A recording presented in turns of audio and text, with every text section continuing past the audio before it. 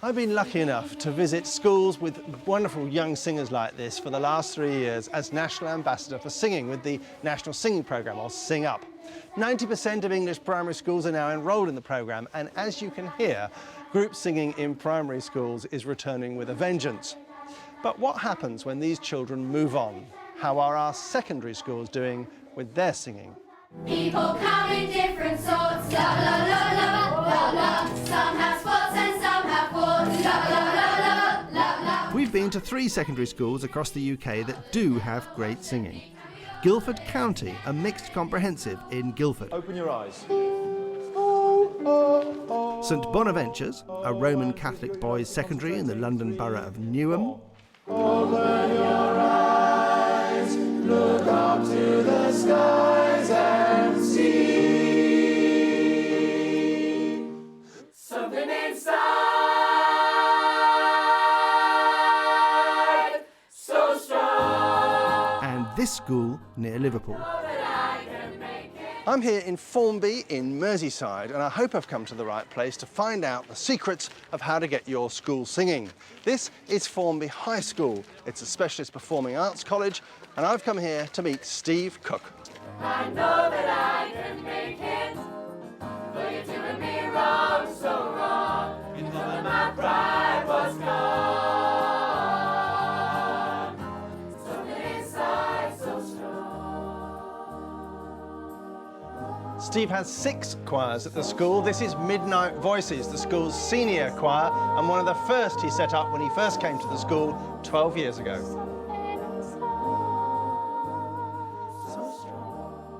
I inherited a music department which had very little singing. So when I came, it was a very, very small department and with no choirs. And it's one of the things you can do to kind of get kids involved straight away.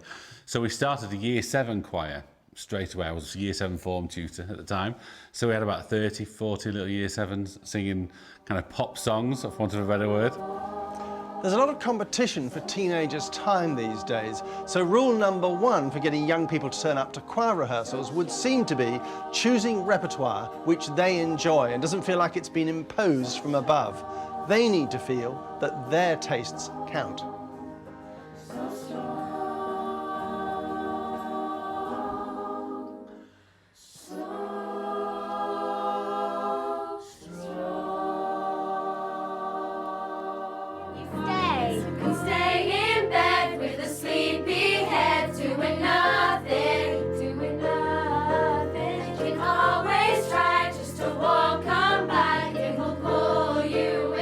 Jenny Sherwood, one of Steve's colleagues at Formby, leads a junior choir drawn from Year 7, 8 and 9. Sometimes I'll ask the kids, you know, what do you want to sing? If I feel that choirs become a little bit dated or we're flagging, you know, with the same kind of repertoire, or if I feel that I'm not quite up to date with the charts, which sometimes can happen, the kids will actually approach me and then I'll say, well, you know, come on, tell me what you'd like to sing. Let's bring the house down. Really want to hear you shouting more, more, more. Really want to hear some more. Everybody do your thing. Let's bring the house down. When the kids come to me with a song that they would really like us to do in choir, and I'll go home and I'll find it, I'll listen to it, and quite often, more than not actually, I will arrange it myself. Bring the house down, raise the roof and get on the floor. House down, raise the roof, get on. Let's bring the house down. If you just go for things that you like, I think you're never going to work. That's never going to work. And so you have to think about who's performing and the context of the performance as well. I mean, when we choose repertoire for our younger students, it tends to be from a kind of a pop or kind of light kind of music theatre world, a bit of soul, that kind of stuff. But things that are really catchy, things that they know from the charts. Really strong and things. Let's bring the house down tonight. Mama, just kill the man. Put a gun against his head. Pull my trigger, now he's dead. Mama, life has just begun, but now I'm gonna throw it all away. We're working on Bohemian Rhapsody by Queen. We're also working on Drop Drop Slow Tears, Orlando Gibbons.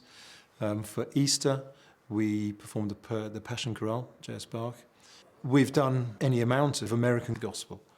They feel very comfortable singing that. Where gospel wins is there's a lot of repetition, and it has kind of shorter, repeated phrases built up into simple structures. And I think that's one of the reasons why the boys find it easier to access. But it's nice to challenge them as well.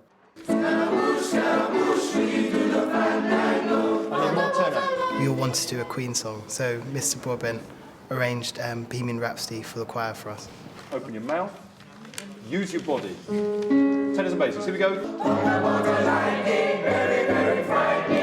We've been working on it for a while, but because it's quite hard to pitch it, it takes us a long time to figure out what our parts are. He's just a poor boy from a poor family, spared him his life from this monstrosity. Obviously, working with the type of singers that we are, which are basically people who love singing but don't necessarily read music, it's quite difficult sometimes to get them to learn parts. Bismillah, we will not let you go, we'll not let you go, we'll not let you, never let you go. No, no, no, no, no, no, no. Bohemian Rhapsody is a big, complex piece. There's a lot of repetition, learning by rote. Okay, they don't read music, but they actually have very strong oral skills, and they pick music up very quickly. Anyway the wind blows.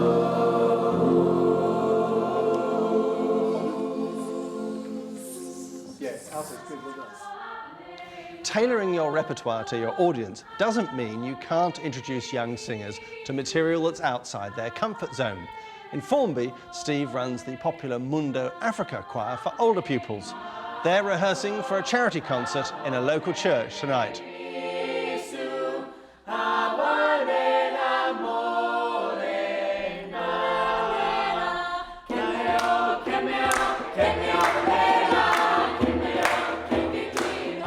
Formby isn't a very multicultural area in the slightest. It's just a very white, monocultural, middle-class area, really. And we've tried to do a lot to kind of raise kids' awareness of particularly Africa as a nation and kind of black history. Fiela, fiela, fiela, mañana, fiela, mañana. There's something about African music. It's very lively and there's loads of soul in it. The songs are beautiful in it because the harmonies and the way it's performed, it's just a really good feeling. A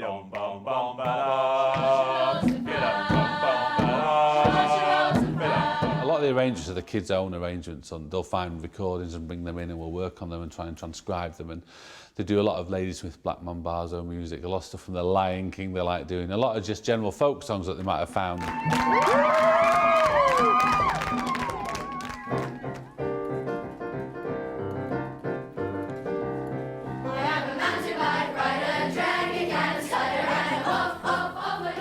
Caroline Gale at Guildford believes that singing regularly from year 7 onwards is crucial in getting your whole school to sing.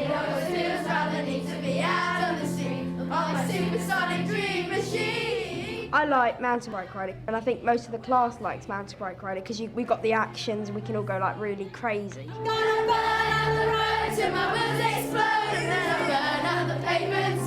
I started introducing singing as part of their every sort of music lesson, and it ended their lesson. So for the last 10 to 15 minutes, we would sing.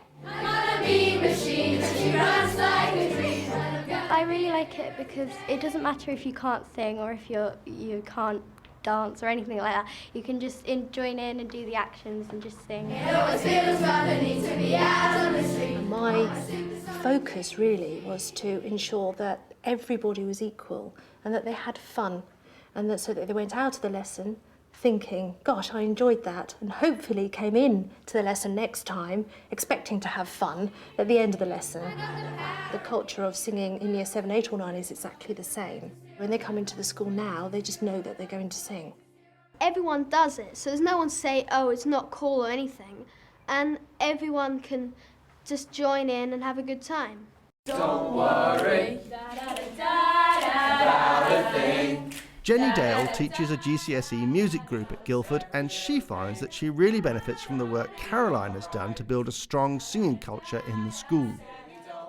What's actually really nice about the singing is that I don't need to work too hard now to get them to sing and to demonstrate and to experience it themselves. 1, 2, 3, don't worry. Even the ones who aren't the fantastic singers, because of the grounding in the school, because they've been singing since year 7, can just hum a tune and know exactly what we're talking about. Rise up this morning, smile with the rising sun.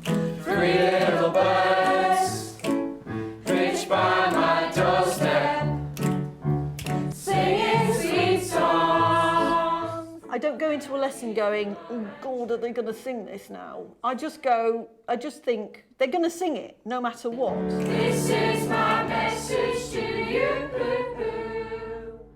Meanwhile, back in the classroom at Formby, these Year 8 students are writing their own songs as part of a unit on music theatre. But first, they're going to warm up their voices. Easy money, easy game. We start from as early as year 7 and, you know, all the way throughout Key Stage 3 and then into Key Stage 4 we'll continue the singing.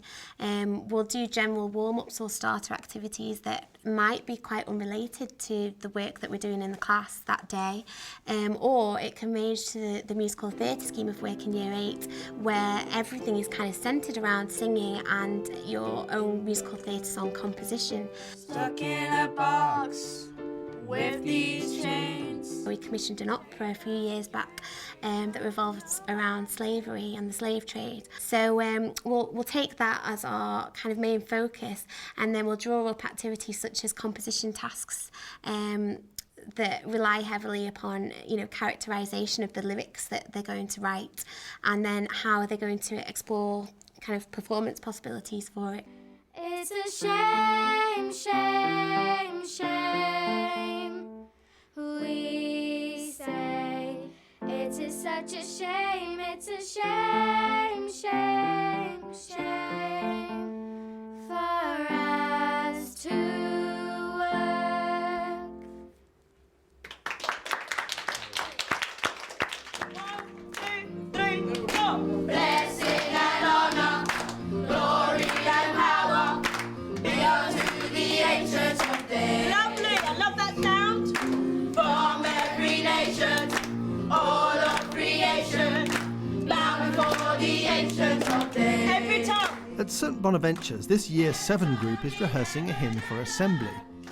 It's clear that there are special issues around getting teenage boys to sing, and that what works for girls won't always work for boys.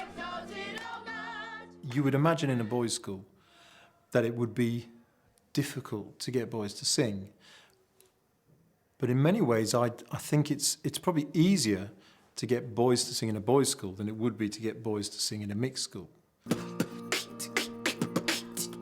2, 3, 4. I know so many, they're men now, older men, who they won't sing or they claim they can't sing because at some point somebody has dealt with them in an unskillful way and knocked their confidence. Particularly, you know, as their voices are dropping, the voice can crack and it can sound funny and you have no control over it. I get nervous because, like, when I sing sometimes my voice, like, goes really weird, and then some other times it could be good, so you don't really know. Like Charlie said, my voice kind of goes funny, and then I stop singing and then I get embarrassed. People make judgments at that point and you know, unfortunately then they stop singing. You stop singing as your voice breaks, you might never come back to it. So persevering with boys is crucial.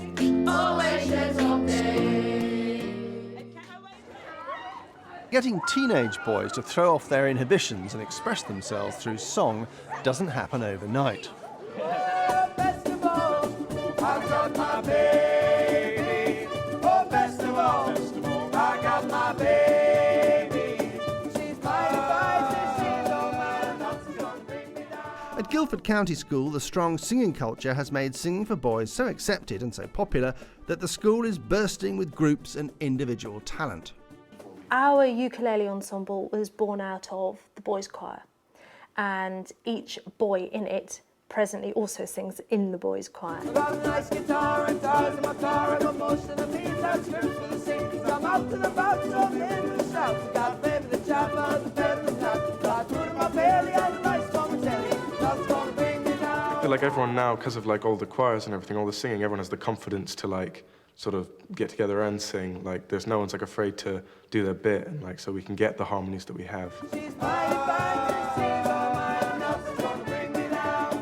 They have lived within this culture, some of them for 5 years, and so they know what's expected of them. And for me, there is absolutely no ceiling on that expectation.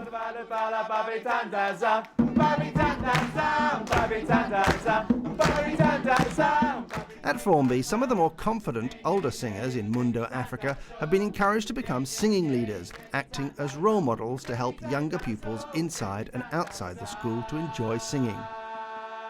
Dance to the rhythm, dance to the rhythm, sing to the rhythm. A singing leader to me is someone who inspires younger students, such as like year 7, year 8. It's so hard you can't get around it. Singing leaders at Formby generally are more senior students. Kids who have got a little bit of spark about them, maybe a little bit of humour, and obviously got to be confident, have a bit of personality, and don't mind standing up in front of other people. What I want you to do is right foot first, stamp, stamp, clap. Okay, now try turning around as you do it like this. Okay? 5, 6, 7, 8. Fiela, fiela, fiela, wanyana. In the middle of our workshop at the minute, we've got 3 tribes of people down the front, each one led by a chief from our GCSE or A-level groups. We're in the mid-performance, we've got 3 different songs going on, and we're going to try, if we can, to recreate the performance the kids saw a while ago in about 10 minutes' time. Sing yay, yay, yay, ungemi tandazo, ungemi tandazo, ungemi tandazo. The Young Singing Leader programme works really well, particularly with African stuff, because they know the songs quite well. The songs aren't particularly technical, even though the lyrics might be a little bit harder, but melodically they're quite catchy, quite easy to kind of teach. Can you do that? Doing a lot of quite simple songs or a lot of call and response, which is when we will sing something and they just have to immediately follow what we're singing, is normally the best way, because if they can hear us straight before, they don't have to concentrate on the words as much.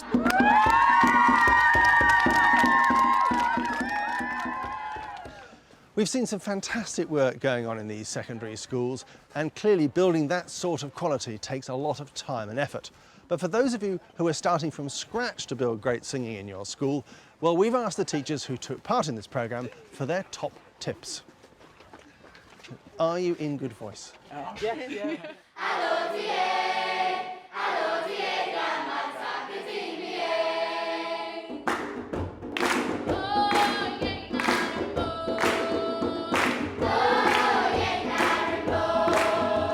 Just go in there, get it started from year 7, and you'll find that they'll become accustomed to your way of teaching, and they'll know that singing is incorporated into the curriculum in a big way. You need to start young. You need to start as soon as they come in. You need to make it the norm that most people sing, or all people sing. Talk to the kids about what songs they want to sing. You know, there's always a song in the charts which is easily adaptable. You have to pick your repertoire very carefully. You have to target students and invite them and be proactive.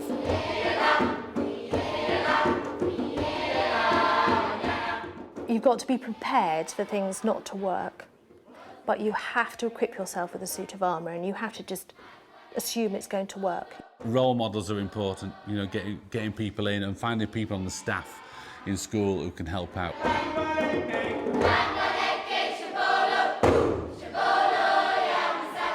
What I'm saying is, I'm open to this. Come into my world, let's meet, let's have that inspiration, let's do it together. And so I think that's infectious.